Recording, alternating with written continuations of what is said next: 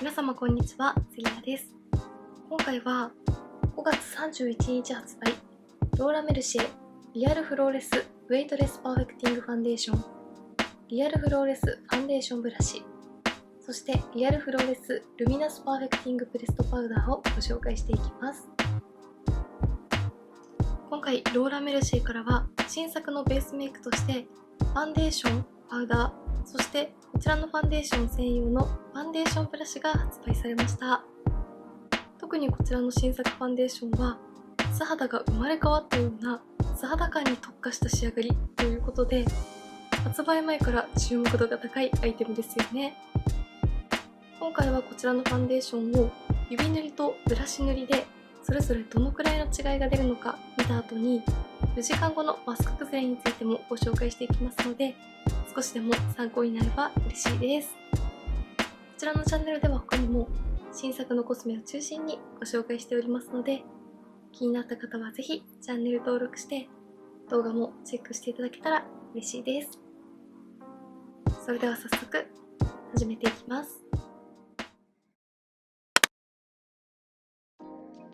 まずご紹介していくのはこちら、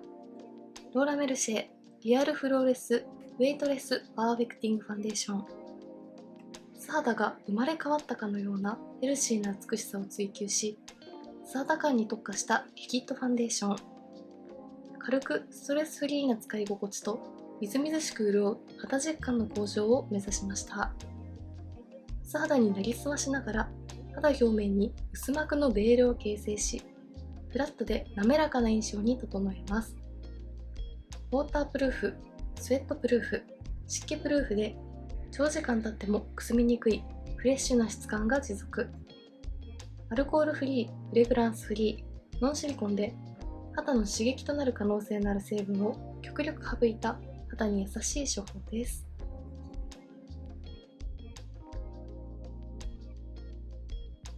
続いてこちら、リアルフローレスファンデーションブラシ。柔らかで上質な毛質を採用した高密度のファンデーションブラシ。繊細な毛先が肌とファンデーションを一体化させ、素肌のようにナチュラルでシームレスな仕上がりを叶えます。顔の丸みに沿うカッティングと目周りや小鼻などの細かい部分にフィットしやすいよう、先端部を細いドロップ型に整え、塗りムラや崩れを防ぐ計算されたプロの仕上がりを叶うツール。そして最後はこちら、リアルフローレスルミナスパーフェクティングプレストパウダー。プレストパウダーにパール成分とオートバランスコントロール機能を搭載し、ボギーな質感にヘルシーなツヤをプラスした柔らかな印象に、超微粒子のハイレゾリューションピグメントを採用し、きめ細かな質感を実現。さらに繊細なパール成分がくすみを飛ばし、潤いに満ちた素肌のようなツヤめきを再現します。肌の水分バランスをキープできるように調整されたクリーミーな質感のパウダーを独自に開発。乾燥が気になる部分の潤いを守り、テカリが気になる部分の皮脂を吸着しながらバランスをコントロールします。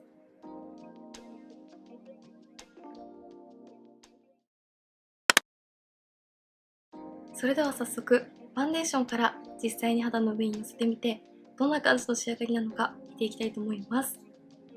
こちらのファンデーションは手で塗ることもできますが、同時に発売された専用ブラシと合わせて塗るのがおすすめとのことでしたので、今回はこちら側半分には指塗り、反対側にはブラシを使って塗ってみて、仕上がりや崩れにくさなどにどのくらいの違いが出るのかも見ていきたいと思います。今回下地はこちらのポーランド情報手のプロテクティングファンデーションプライマー SPF50+PA4+ の01番を使用しています。まずはこちら側半分に指で塗っていきたいと思います。手元で見た時もかなり軽くてみずみずしい質感だなと思いましたが、肌の上にのせてもこんな感じで、ファンデーションというよりも下地のように綺麗に肌に伸び広がってくれるタイプです。軽くてみずみずしいのでかなり伸ばしやすいですが、程よいオイルっぽさも感じるので、伸ばしきっていくうちに乾燥が気になってしまうということもなく、保湿感を与えながら肌に綺麗にフィットしてくれるようなファンデーションです。本当にブランドからの説明の通りのストレスフリーな使い心地という感じがします。はい、まずはこちら側半分にリアルフローレスファンデーションを指で塗ってみました。下地のみの方と比較してもファンデーションを塗っている感がないくらいかなり自然ですが、しっかりと肌の毛穴や凹凸、赤みなどの色ムラを自然にカバーしてくれて、素肌に自然にツヤを与えて滑らかに整えたような肌に見せてくれています。近くで見てもこんな感じで、下地のみの方と比較してもかなり自然ですが、少しオイルっぽさも感じるようなみずみずしいテクスチャーが肌の毛穴や凹凸をふっくらと滑らかに整えてくれているからか、厚塗り感はないのに肌表面は滑らかに整っていますよね。ただやはりこのくらいの距離で見ると素肌の透け感は残る感じなので、赤みなどの気になる部分はコンシーラーなどと合わせて使用した方がより綺麗に使いやすいんじゃないかなと思いました。そして質感や塗り心地としては、ブランドからのアイテム説明を見る感じ、軽くてみずみずしくて崩れにも強いタイプとのことだったので、肌にピタッと密着する分乾燥が気になるタイプなのかなと思っていましたが、軽くてみずみずしい質感の中にも保湿感をしっかりと感じるオイルっぽさがあったので、みずみずしい乳液で肌をしっかりと保湿した後のようなふっくら感と保湿感を感じますが、肌表面にはベタつきが残っていないので、保湿もしつつ崩れにくさも期待できるんじゃないかなと思いました。この保湿感と軽さと素肌のような自然な仕上がりを兼ね備えているファンデーションはなかなかないイメージなので、重いテクスチャーのファンデーションは苦手だけれどしっかりと保湿もしたいという方にとてもぴったりなアイテムだなと思います。では反対側は専用のブラシを使って塗っていきたいと思います。こちらはかなり毛が密集しているタイプなので、しっかりと肌の毛穴や凹凸にファンデーションが密着してくれるようなタイプですね。もともとのファンデーション自体がかなり柔らかくて軽くてみずみずしいタイプなので、指でもものすごく塗りやすかったですが、ブラシを使って塗るとこんな感じで、より肌のキメにファンデーションが綺麗に乗ってくれる感じがします。目の下や小鼻の横などの細かい部分も塗りやすい形状ですね。はい、こちら側半分は専用ブラシを使って塗ってみました。まずこのくらいの距離で見ても指で塗った方と比較すると、ブラシ塗りの方がより毛穴や凹凸感を感じない滑らかさが出ているのが分かりやすいと思います。近くで見るとこんな感じで、細かい肌のキメに綺麗にファンデーションが密着する感じがするので、指塗りで仕上げた方よりもファンデーションが密着している分、自然ですがカバー力が少しアップしているように感じます。指塗りで仕上げてもとても綺麗でしたが、より毛穴や凹凸感を感じさせない滑らかな肌に仕上げたいという方は、ブラシ塗りがとてもおすすめだなと思いました。さらにこんな感じで気になる部分をタップするように重ねていくと、より毛穴や凹凸感を感じさせずにしっかりとカバー力もアップしていく感じがします。こちらのブラシは毛が密集しているタイプですが、そこまで毛が硬すぎないタイプなので、肌の輪郭に沿って伸ばしたりタップをしてつけたりなど、いろいろな使い方ができるタイプのブラシだなと思いました。タップしていくとこんな感じで、より毛穴や凹凸をフラットに仕上げることができました。アップで比較するとこんな感じです。どちらも程よく素肌に透け感が残るような、素肌のような自然なツヤ肌に仕上がっているところは同じですが、やはり指塗りとブラシ塗りを比較すると、ブラシ塗りの方が毛穴や凹凸や肌のキメに綺麗にファンデーションが乗ってカバー力がアップしている感じが分かりやすいと思います。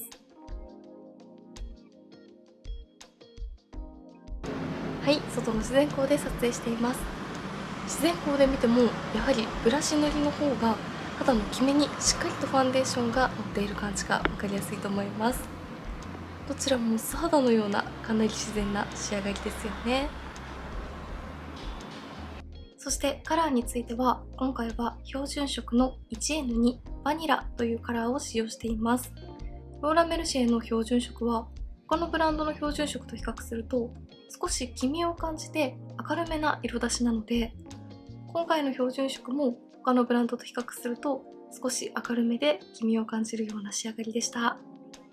そして香りについては、ブランドサイトにもフレグランスフリーという記載がある通り、特に香りは感じないタイプだったので、香りが苦手という方にもとても使いやすいと思います。では続いて、この上から同時に発売されたルミナスパーフェクティングパウダーを重ねていきます。こちらのパウダーはパフやブラシはセットになっていないので、今回はこちらのトゥーフェイスドのフェイスブラシを使って塗っていきます。まず指塗りの方に重ねていきます。手元で見た感じ、かなりしっとりとしていて、自然なハイライトとしても使えるんじゃないかなと感じたくらい、全体に微細なパール感を感じましたが、肌の上にのせてみるとこんな感じで、意外とパール感は抑えめで、しっとりとしたパウダーが毛穴や凹凸をフラットに見せてくれるようなタイプです。このパウダーと組み合わせて使うことで、このファンデーションの素肌っぽい仕上がりはそのままに、きちんとカバー感も出してくれて綺麗ですね。はい、こちら側半分に新作のフェイスパウダーを塗ってみました。手元で見た時はしっかりとパールによる艶めきを感じましたが、ファンデーションのみの方と比較してもファンデーションの自然なツヤ感は消えていませんが、パールによるツヤ感はそこまで目立たなくて、程よくこの高い位置に自然なツヤを感じる程度でした。そして近くで見るとこんな感じで、しっとりとしたパウダーがしっかり肌に乗るようなタイプなので、パウダーによるカバー感を感じられるようなフェイスパウダーでした。ファンデーションがナチュラルな仕上がりの分、こちらのフェイスパウダーでしっかりとカバー感も得られるようなバランスのいいシリーズだなと思います。そして肌表面はファンデーションの油分感をしっかりと抑えられていますが、しっとりとしていて肌を柔らかく保ってくれているので、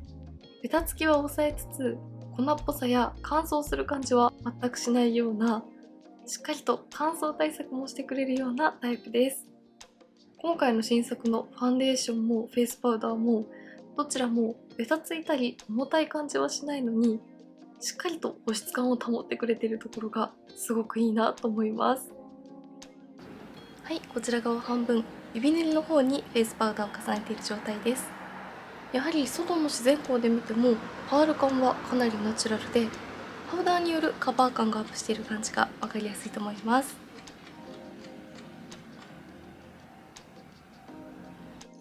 では反対側のブラシ塗りの方にも重ねていきます。ブラシ塗りの方に重ねると、よりこんな感じでしっかりとカバー感がアップしていく感じがしますね。こちらのパウダーはこんな感じで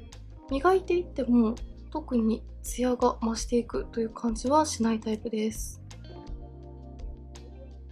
はい、こちら側半分、ブラシ塗りをした上にパウダーを重ねてみました。ブラシ塗りをした時点で指塗りの方と比較すると、毛穴や凹凸にしっかりとファンデーションが乗ってカバー感がアップしていた感じがするので、上からパウダーを重ねるとよりしっかりとカバーしてくれている感じがすると思います。パウダーを塗った後の肌を比較するとこんな感じです。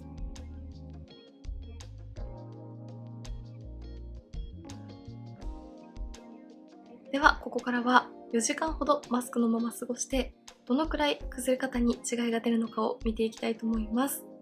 この保湿感を保ちつつどのくらい崩れに強いのか、とても楽しみです。はい、あれから約4時間ほどマスクのまま過ごしました。崩れについて見ていきたいと思います。マスクの中の肌はこんな感じでした。4時間過ごしている間もしっかりと保湿感は持続していましたが、肌に重さや負担感は感じずに快適に過ごせているなと思いましたが、やはり皮脂が気になる肌タイプに使うと T ゾーンや顔の中心にテカリが出てきている感じが気になりました。そして近くで見るとこんな感じで、上から重ねたフェイスパウダーが重さとカバー力があるタイプだったからか、時間が経つにつれて毛穴に落ちる感じが少し気になりました。ただ、しっとり感は持続していましたが、ファンデーション自体はとても軽くて薄膜だったからか、マスクによる摩擦による擦れやファンデーションが剥げて汚くなってしまうという感じはしなかったので、夏場でもしっかりと保湿対策をしたいという方にぴったりなファンデーションなんじゃないかなと思いました。今年の新作の春夏ファンデーションは崩れに強いタイプというよりも保湿力も兼ね備えているようなタイプが多い印象ですよね。指塗りとブラシ塗りはそれぞれアップで比較するとこんな感じで、そこまで崩れ方などに大きな差は出ていませんが、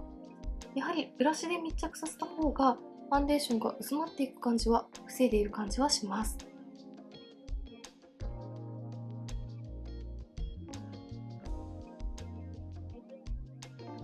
ただ、肌表面を触った感じはみずみずしさの中にオイルっぽさもあるような軽い乳液でしっかりと保湿したような保湿感は持続していますが、小鼻の横などもそこまでベタつきを強く感じるというわけではないので、しっかりと保湿はしつつとても軽い質感だからか、肌表面でファンデーションと皮脂が混ざってドロドロになってしまったり、不快感は感じなかったです。軽くて塗っている間も重さや不快感は感じないのに、しっかりと保湿力も欲しいという方にぴったりなベースメイクラインだったんじゃないかなと思いました。はい、ではこんな感じで5月31日発売のローラメルシェ新作ベースメイクをご紹介していきました。今回の新作ファンデーションは素肌感に特化した仕上がりということで、発売前からどんな感じの仕上がりなのかとても楽しみにしていましたが、みずみずしい乳液でしっかりと保湿をした後のような滑らかでつるんとした素肌っぽい仕上がりはもちろん、軽くて負担感を感じさせないのにしっかりと保湿力が高いところもすごく使いやすいなと感じました。そして同時発売の専用ブラシも毛が密集しているタイプですが、硬すぎず柔らかすぎずな毛質でとても使いやすいブラシだなと思いました。これからの季節、負担感が少なく軽いタイプのファンデーションを使いたいけれどしっかりと保湿もしたいという方にとてもおすすめです。気になった方はぜひチェックしてみてください。メイクについてのご質問やこんな動画が見たいなどございましたら、気軽にコメントやチャンネル登録していただけると嬉しいです。それでは最後までありがとうございました。